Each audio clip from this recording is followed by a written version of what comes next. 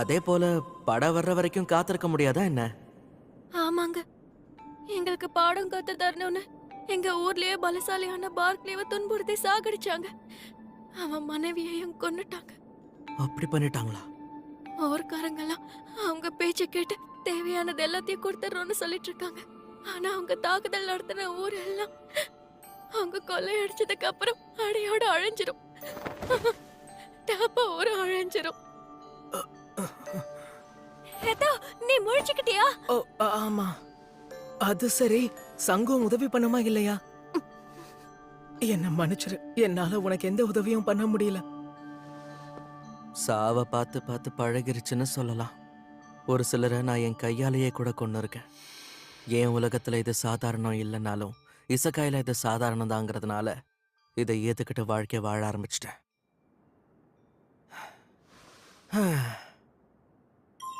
உங்களை ஊர் வரைக்கும் நான் கூட்டிட்டு போறேன். ஆமா, உங்க ஊர் எங்க?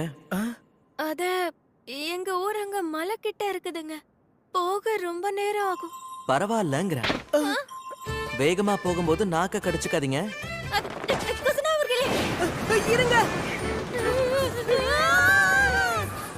குசுனா அவர்களே, யாருங்க நீங்க இப்படி பண்றீங்க? சொன்னேன்ல, நான் ஒரு வியாபாரி தான். அதுக்கு வாய்ப்பே இல்ல. அடேங்கப்பா, அதுக்குள்ள வந்துட்டோமா? நான் நினைச்சதை விட ஊரு ரொம்ப சின்னதா இருக்கே. உங்க உதவிக்கு நன்றி. நீங்க கொஞ்ச நேரம் இங்கே இருங்க. இந்த நிலைமையை ஊர்க்காரங்க கிட்ட சொல்லிட்டு வந்துடுறேன். ஓ, நீ ஊருக்குள்ள போலியா? இரு. உனக்கு எங்க பாஷை தெரியுமா? என்னால இந்த காமன் பாஷையை மட்டும்தான் பேச முடியாது. ஆமா, நீ இந்த ஊருக்காரன் இல்லையா என்ன? என்னுடைய ஊரு அங்க காட்டுக்குள்ளதான் இருக்கு. லானாவும் மத்த ஊர்க்காரங்களும் என்கிட்ட கொஞ்சம் அன்பா தான் இருப்பாங்க. ஆனா நான் டெமி ஹியூமனுங்கிறதால ஹியூமன் கிராமத்துக்குள்ள என்ன அனுமதிக்க மாட்டாங்க. ஓ, அப்படியா விஷயம்? ஆனா இப்போ அதை பத்தி கவலைப்பட்டு எந்த பிரயோஜனமும் இல்ல. என்ன சொல்றீங்க? அங்க கிராமத்துல நடந்துகிட்டு இருக்கிறத ஏற்கனவே மோப்பம் புடிச்சிட்டீங்களா? ஓ, அதுக்குள்ள கண்டுபிடிச்சிட்டியா? விசாரணை செய்யும் காய். ரத்த வாட வருது. ஒருத்தர் ரெண்டு பேர் மாதிரி தெரியல. ஒரு உதாரணமா இருக்கணுங்கிறதுக்காக தான் அவங்க அந்த மாதிரி பண்ணிருக்கணும். ஆனா முதல்ல நீங்க யாருன்னு கொஞ்சம் சொல்லுங்களேன். அட என்ன நீ, நான் தான் ஒரு வியாபாரின்னு சொல்லிட்டேன்ல. உங்களை பார்த்தா அப்படி தெரியலையே.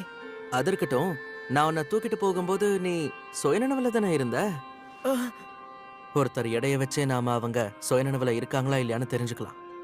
அவளுக்கு ஆபத்தாயிடக்கூடாதுன்னு நீ மயங்கி இருக்கிற மாதிரி அவங்க எல்லாரும் முன்னாடி நடிச்சியா என்ன? அஹ், அஹ், அஹ்.